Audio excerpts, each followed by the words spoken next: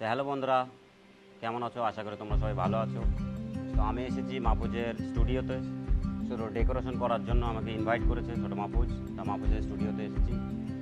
তো আপনারা সব দেখতে পাচ্ছ কত সুন্দর করে লাগিয়েছি। আশা করি মাহফুজের পছন্দ হয়েছে।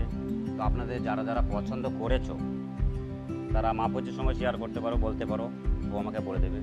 আর দ্বিতীয়ত নম্বর, গত এক সপ্তাহ হচ্ছে আর কি শফিকের ওখানে ইন্টারভিউ নেওয়া হয়েছে, মাহফুজ নিয়েছিল আর কি। আর গত কালকে হয়তো একটা ছোট্ট ছেলেকে আসবে বলছিল, ছোট ছেলে বড় ধামাকা যাই হোক হবে।